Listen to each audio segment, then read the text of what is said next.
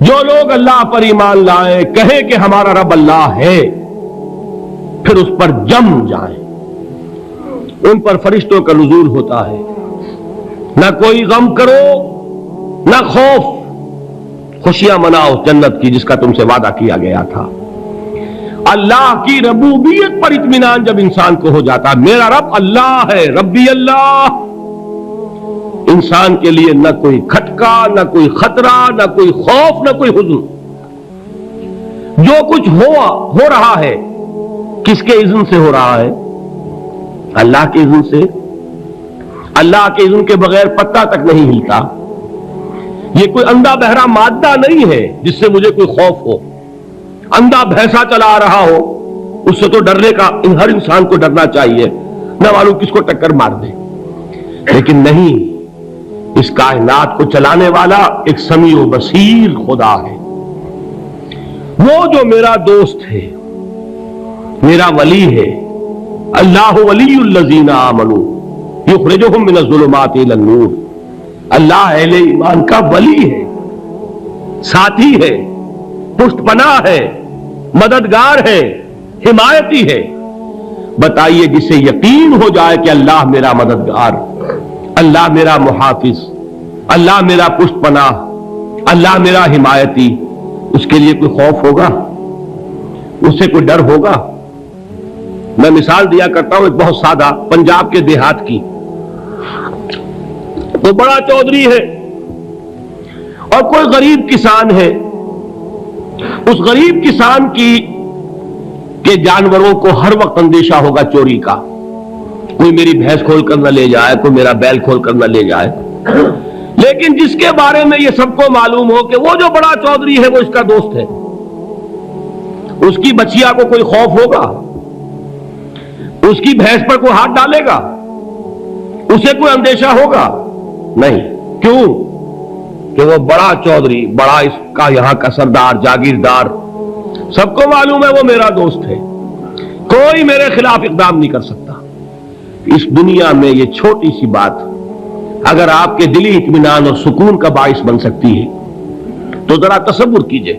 میں لفظ تصور استعمال کروں گا صرف اس لیے کہ اس کا ہم جس کو کہتے ہیں ادراک اور شعور کر نہیں سکتے، اگر کے ساتھ کر سکتے۔ اگر یقین ہو کہ اللہ میرا مددگار اور یقین ہو کہ اللہ ہر آن میرے ساتھ ہے، پھر کوئی خوف، کس کا خوف؟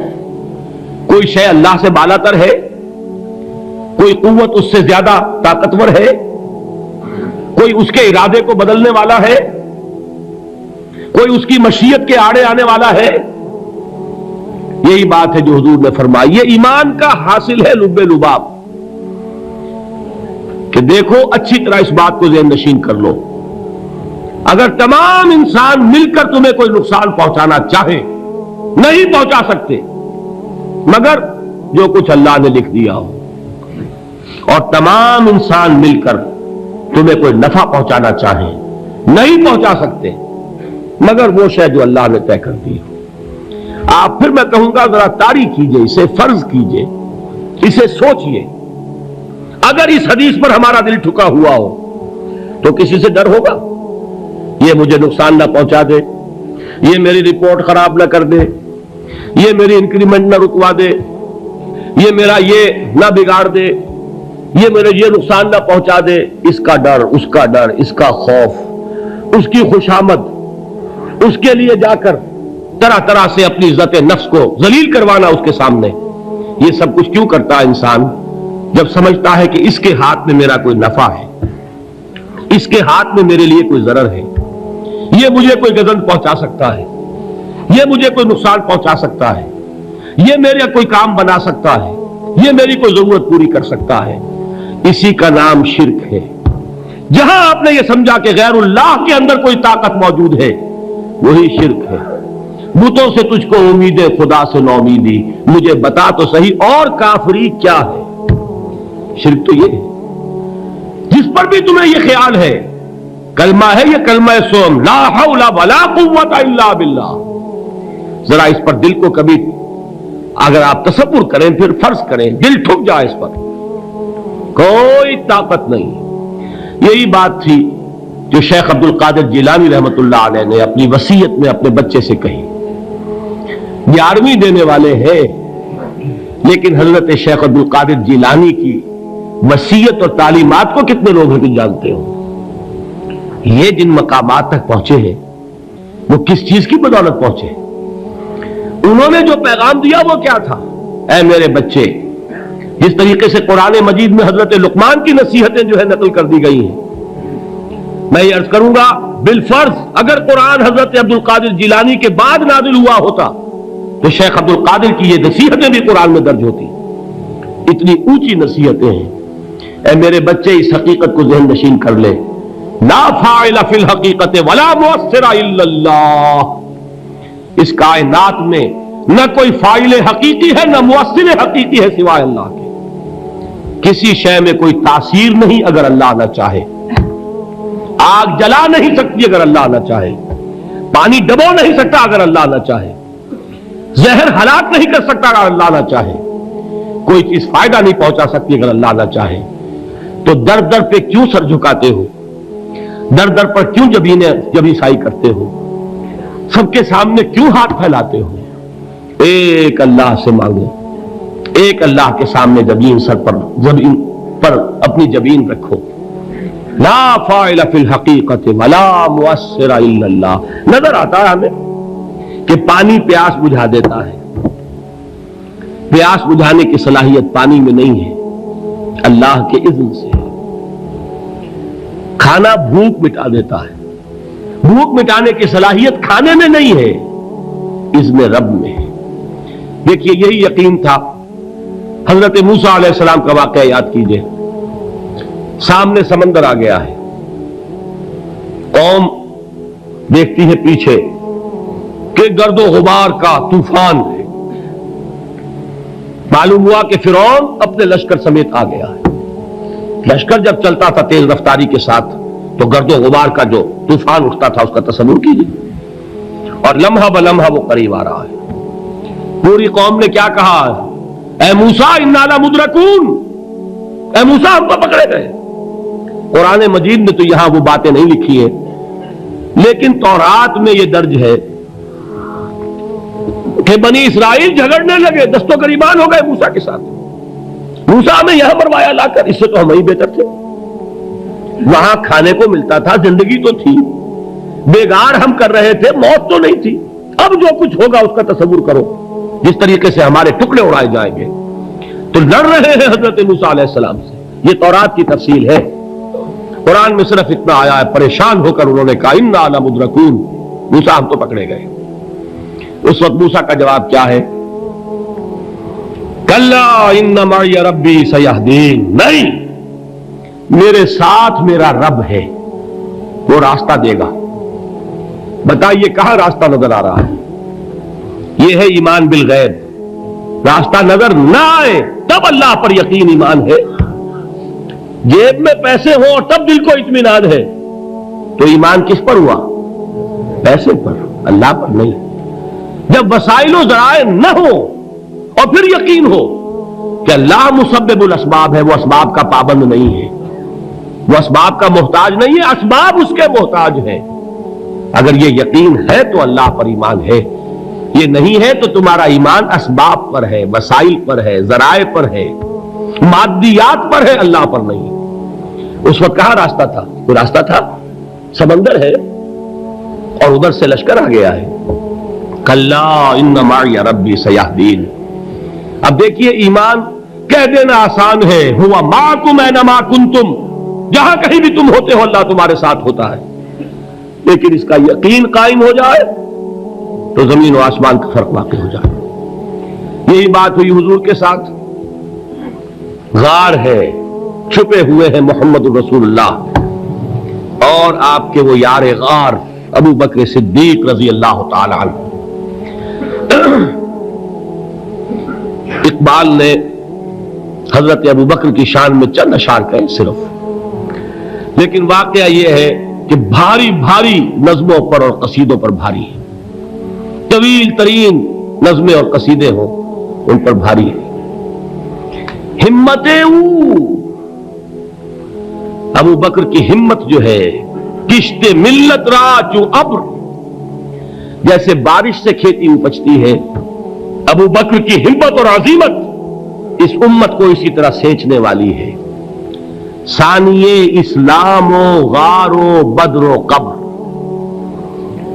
وہ دوسرے تھے اسلام میں، دوسرے پہلے کون تھے؟ انا اول المومنین، حضور فرماتے سب سے پہلا ایمان لانے والا میں، دوسرے ابو بکر۔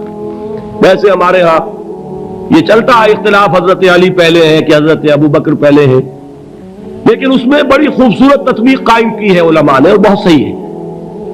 چار کے بارے میں فیصلہ ہی مت کرو کہ کون پہلے ہے، ان کی ایک عجیب تقسیم کر دی ہے۔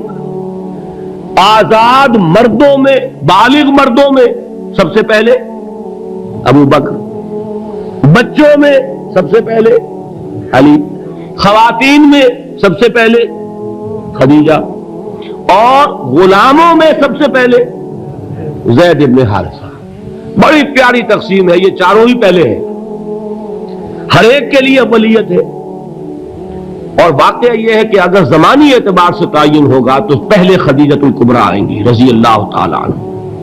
کسی اور سے بات کرنے کی نوبت بعد میں آ سکتی ہے، پہلے تو اہلیہ محترمہ سے بات ہوئی، آتے ہی پہلی وحی ہوئی ہے، ابھی تبلیغ کا حکم نہیں تھا۔ کس کو بتایا واقعہ؟ ابھی اپنی نبوت کی تبلیغ کا تو حکم ہی نہیں آیا۔ واقعہ کس کا ہے؟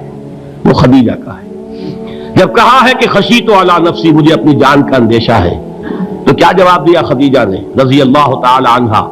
وہ صدیقۃ الکبریٰ ہے۔ صدیقات جو ہے خواتین، ان میں چوٹی پر خدیجۃ الکبریٰ ہے رضی اللہ تعالی عنہا، اور صدیق جو مرد ہیں ان میں صدیق اکبر ہے ابو بکر صدیق رضی اللہ تعالی عنہ، لیکن صدیقات میں چوٹی پر۔ جب حضور نے فرمایا خشیت علی نفسی، کیا فرمایا، کیا عرض کیا، کیسے تسلی دی؟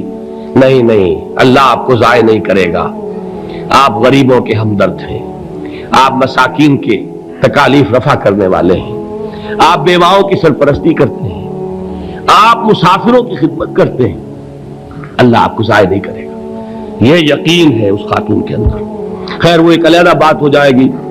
میرے دل پر حضرت خدیجہ رضی اللہ تعالی عنہ کی شخصیت کا بڑا گہرا نقش ہے، جو وہ کوئی اور ہی وقت اور موقع ہوا تو بیان ہوگا۔ بہرحال اقبال نے ایک مصرے میں جو چار اولیتیں جمع کر دی ہیں، ہمت او کشت امت را چو ابر، ثانی اسلام و غار و بدر و قبر۔ اسلام میں حضور کے بعد پہلے کون؟ ابو بکر۔ غار میں حضور کے ساتھ کون؟ ابو بکر۔ بدر کی رات اللہ کا رسول سر بسجود، وہ گھاس پھوس کی جو جھوپڑی بنائی گئی تھی، اور وہاں تلوار ننگی لے کر پہرا دینے والا کون؟ ابو بکر۔ اور اس حجرہ عائشہ میں محمد کے بعد سب سے پہلے دفن ہونے والا کون؟ ابو بکر رضی اللہ تعالی عنہ صلی اللہ علیہ وسلم۔ وہ جو معاملہ میں سنا رہا تھا غار ثور کا، حضرت ابو بکر بھی حضور کے خیال سے لرز گئے ہیں۔ آپ کو یاد ہوگا کہ جا کر پہلے تمام جتنے سوراخ تھے انہیں بند کیا ہے، ایک سوراخ رہ گیا تھا جس کو بند کرنے کے لیے کوئی کپڑا نہیں تھا، وہاں اپنی ایڑی رکھی ہے، تب کہا ہے حضور سے تشریف لائیے، اور اپنے زانو پر حضور کو لٹایا ہے، اور وہاں کسی موذی جانور نے کاٹا ہے، حضور کی آنکھ لگ گئی تھی، اس وقت اس بل کے اندر جو بھی بچھو ہے کیا ہے واللہ عالم، اس نے کاٹا ہے، اس کی تکلیف کی وجہ سے ابو بکر کی آنکھوں سے آنسو ٹپک گئے، حضور کے چہرے مبارک پر پڑے ہیں کہ حضور جاگے ہیں، معاملہ کیا ہے؟ ایڑی نہیں ہٹائی وہاں سے، مبادا وہ جانور وہاں سے نکل کر محمد الرسول اللہ کو کوئی گزن پہنچا دے، ابو بکر کی ایڑی ہے، جس طرح چاہے کھا لے، ختم کر دے، جان نکل جائے تب کوئی آنچ آئے، محمد پر تو آئے، لیکن جیتے جی نہیں۔ وہ ہے ابو بکر۔ حضور کے خیال سے اس وقت حضور نے پھر اپنا لعاب دہن لگایا ہے، اور اس سے پھر آپ کی تکلیف ختم ہوئی۔ جیسے خیبر میں حضرت علی کی آنکھ دکھ رہی تھی، اس کو جو شفا حاصل ہوئی وہ بھی حضور کے لعاب دہن سے ہوئی۔ تو بہرحال اس وقت انہوں نے کہا ہے کہ اے نبی یا رسول اللہ، اگر اس وقت ان میں سے کسی نے غیر ارادی طور پر بھی اپنے قدموں کی طرف جھانک لیا تو پکڑے جائیں گے۔ کیا جواب تھا اللہ کے رسول کا؟ لا تحزن ان اللہ معنا، اللہ ہمارے ساتھ ہے، کیوں گھبراتے ہو ابو بکر؟ یہ ہے ایمان باللہ، میرا مالک اللہ، میرا رازق اللہ، میرا محافظ اللہ، میرا مددگار اللہ، میرا پشت پناہ اللہ، میرا دوست اللہ۔ یہ دوستی ہے اللہ کی جو لب لباب ہے، حاصل ہے ایمان کا، اسی کا نام ولایت ہے۔